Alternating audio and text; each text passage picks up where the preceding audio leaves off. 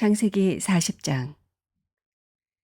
이런 일들이 있은 지 얼마 뒤에 이집트 왕에게 술잔을 올리는 시종장과 빵을 구워 올리는 시종장이 그들의 상전인 이집트 왕에게 잘못을 저지른 일이 있었다. 바로가 그 두 시종장, 곧 술잔을 올리는 시종장과 빵을 구워 올리는 시종장에게 노하여서 그들을 경호대장의 집안에 있는 감옥에 가두었는데 그곳은 요셉이 갇힌 감옥이었다. 경호대장이 요셉을 시켜서 그 시종장들의 시중을 들게 하였으므로 요셉이 그들을 받들었다. 그들이 갇힌 지 얼마 뒤에 감옥에 갇힌 두 사람, 곧 이집트 왕에게 술잔을 올리는 시종장과 빵을 구워 올리는 시종장이 같은 날 밤에 꿈을 꾸었는데 꿈의 내용이 저마다 달랐다. 다음 날 아침에 요셉이 그들에게 갔는데 요셉은 그들에게 근심스런 빛이 있음을 보았다. 그래서 요셉은 자기 주인의 집에 자기와 함께 갇혀 있는 바로의 두 시종장에게 물었다. 오늘은 안색이 좋아 보이지 않습니다. 왜 그러십니까? 그들이 그에게 대답하였다. 우리가 꿈을 꾸었는데 해몽할 사람이 없어서 그러네. 요셉이 그들에게 말하였다. 해몽은 하나님이 하시는 것이 아닙니까? 나에게 말씀하여 보시기 바랍니다. 술잔을 올리는 시종장이 자기가 꾼 꿈 이야기를 요셉에게 하였다. 내가 꿈에 보니 나의 앞에 포도나무가 있고 그 나무에는 가지가 셋이 있는데 거기에서 싹이 나더니 곧 꽃이 피고 포도송이가 익었네. 바로의 잔이 나의 손에 들려 있기에 내가 포도를 따다가 바로의 잔에 그 즙을 짜서 그 잔을 바로의 손에 올렸지. 요셉이 그에게 말하였다. 해몽은 이러합니다. 가지 셋은 사흘을 말합니다. 앞으로 사흘이 되면 바로께서 시종장을 불러내서 직책을 되돌려 주실 것입니다. 시종장께서는 전날 술잔을 받들어 올린 것처럼 바로의 손에 술잔을 올리게 될 것입니다. 시종장께서 잘 되시는 날에 나를 기억하여 주시고 나를 따로 생각해 주시기 바랍니다. 그리고 바로에게 나의 사정을 말씀드려서 나도 이 감옥에서 풀려나게 해 주시기 바랍니다. 나는 히브리 사람이 사는 땅에서 강제로 끌려온 사람입니다. 그리고 여기에서도 내가 이런 구덩이 감옥에 들어올 만한 일은 하지 않았습니다. 빵을 구워 올리는 시종장도 그 해몽을 듣고 보니 좋아서 요셉에게 말하였다. 나도 한 꿈을 꿨는데 나는 빵이 담긴 바구니 3개를 머리에 이고 있었네. 제일 위에 있는 바구니에는 바로에게 드릴 온갖 구운 빵이 있었는데 새들이 내가 이고 있는 바구니 안에서 그것들을 먹었네. 요셉이 말하였다. 해몽은 이러합니다. 바구니 셋은 사흘을 말합니다. 앞으로 사흘이 되면 바로께서 시종장을 불러내서 목을 베고 나무에 매다실 터인데 새들이 시종장의 주검을 쪼아먹을 것입니다. 그러한 지 사흘째 되는 날, 그날은 바로의 생일인데 왕은 신하들을 다 불러 모으고 잔치를 베풀었다. 술잔을 올리는 시종장과 빵을 구워 올리는 시종장이 신하들이 모인 자리에 불려나갔다. 바로에게 술을 따라 올리는 시종장은 직책이 회복되어서 잔에 술을 따라서 바로의 손에 올리게 되고 빵을 구워 바치는 시종장은 매달려서 처형되니 요셉이 그들에게 해몽하여 준 대로 되었다. 그러나 술잔을 올리는 시종장은 요셉을 기억하지 못하였다. 그는 요셉을 잊고 있었다.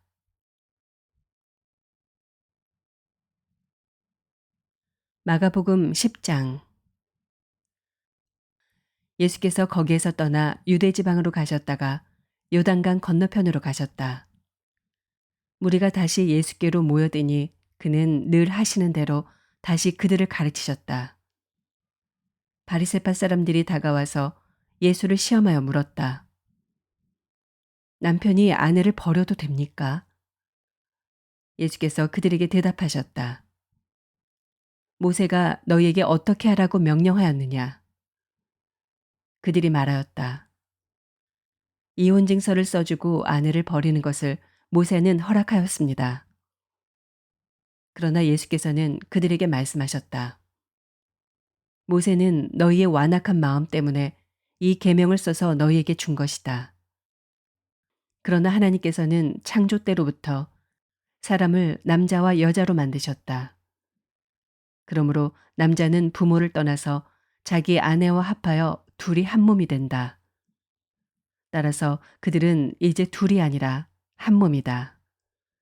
그러므로 하나님이 짝지어 주신 것을 사람이 갈라놓아서는 안 된다.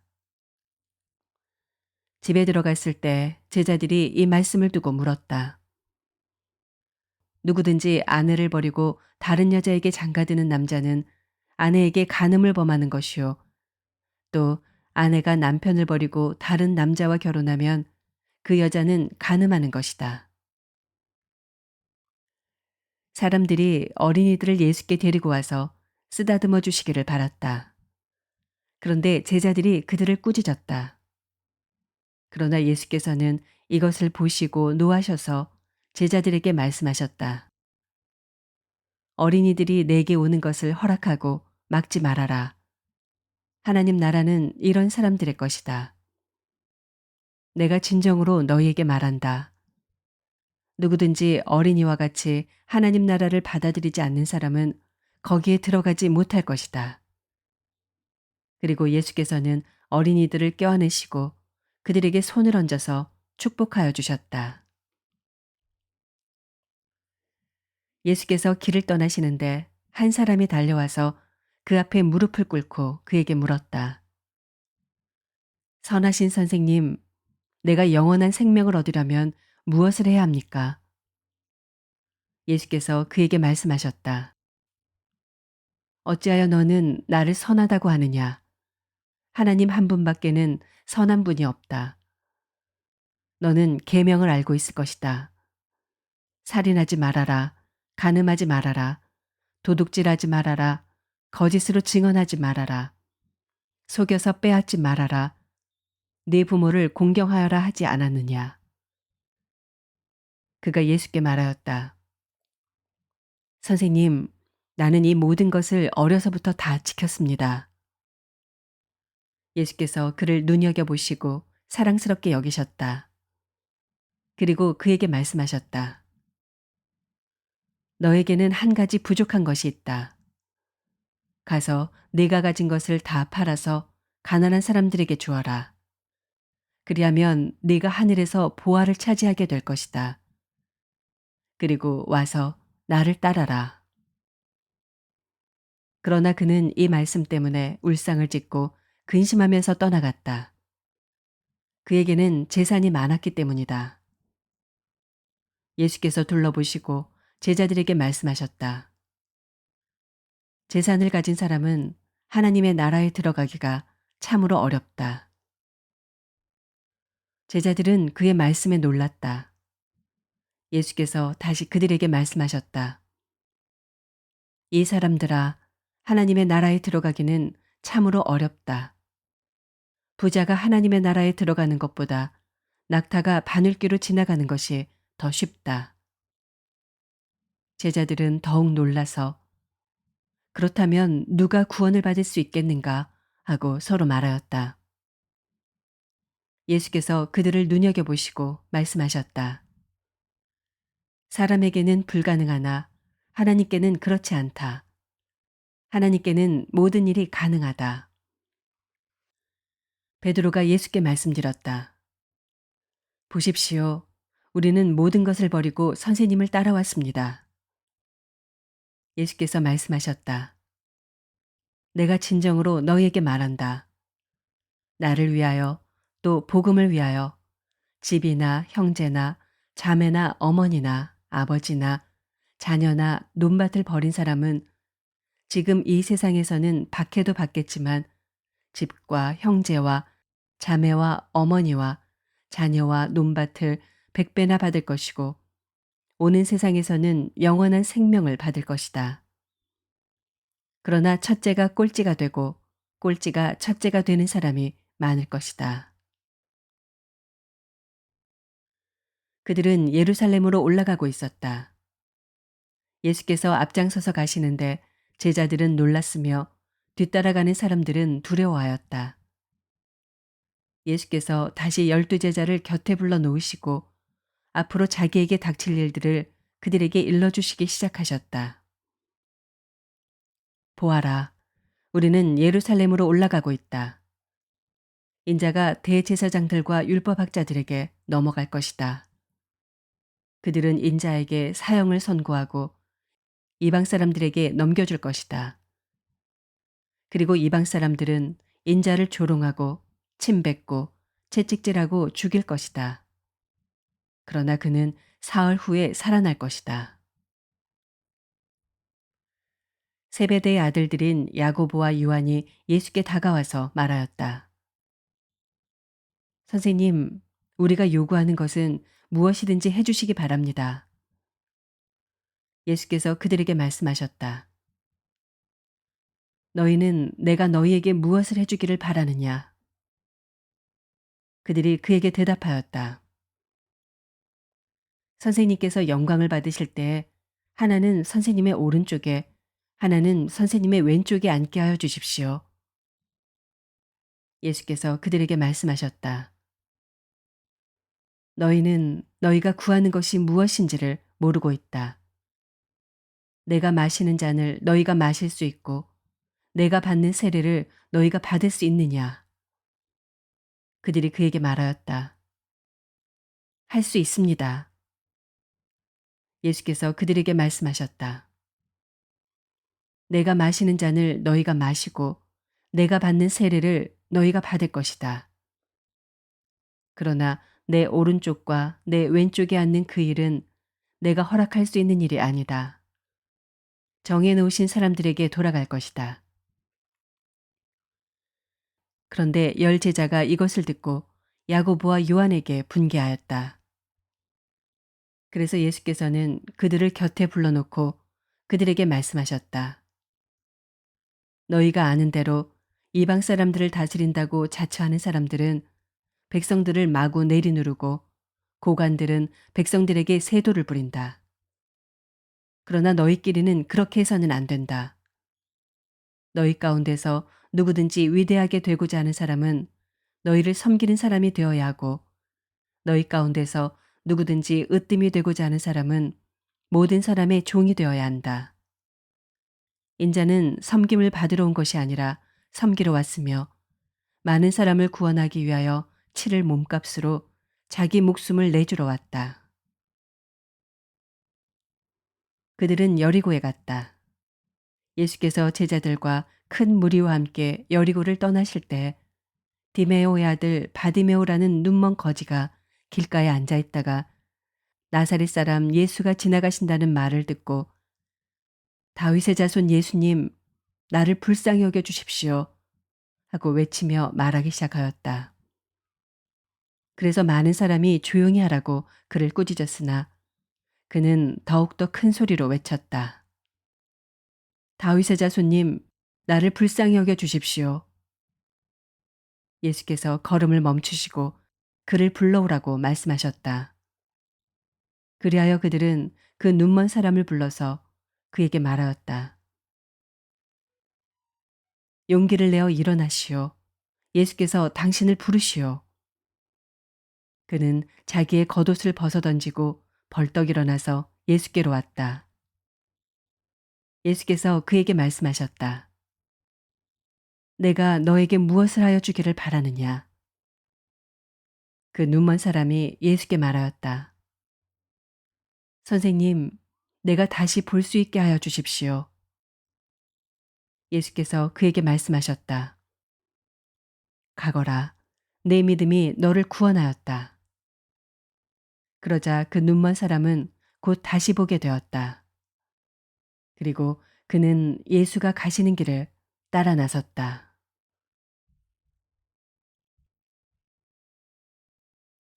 욥기 6장. 욥이 대답하였다.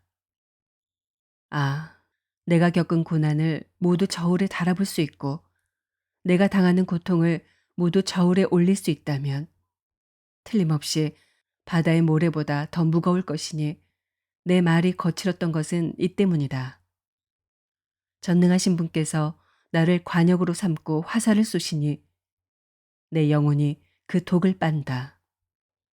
하나님이 나를 몰아치셔서 나를 두렵게 하신다. 풀이 있는데 나귀가 울겠느냐? 꼴이 있는데 소가 울겠느냐?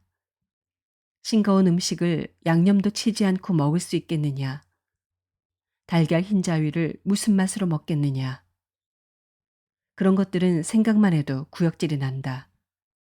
냄새조차도 맡기가 싫다.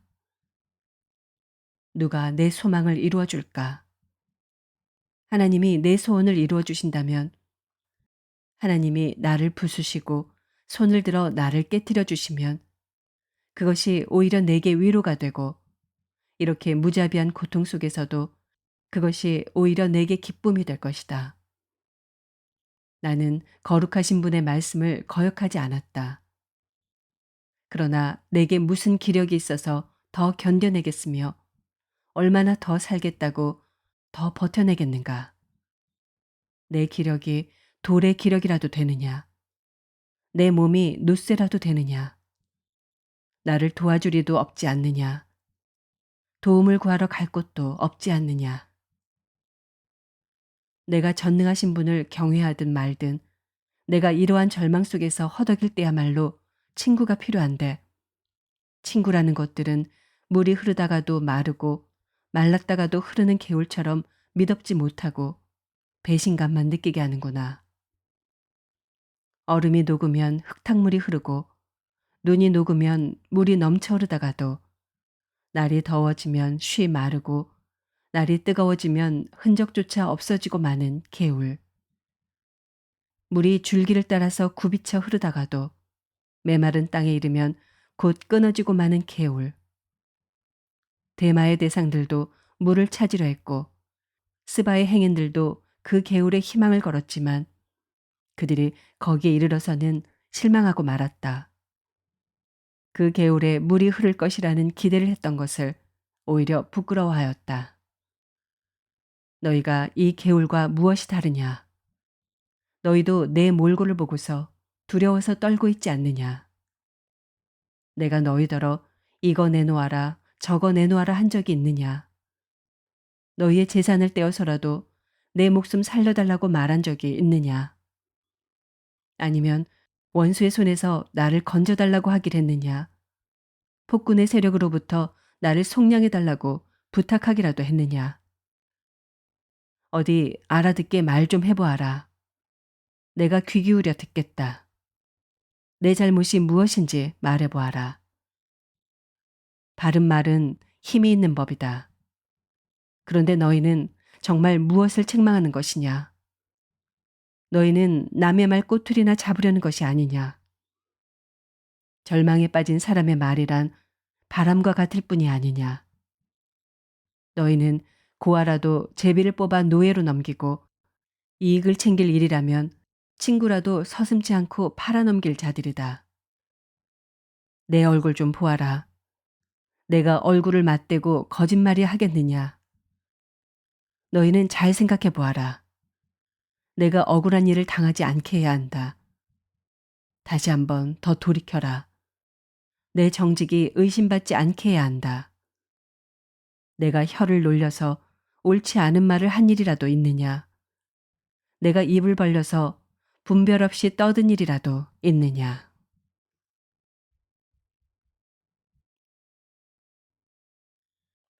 로마서 10장.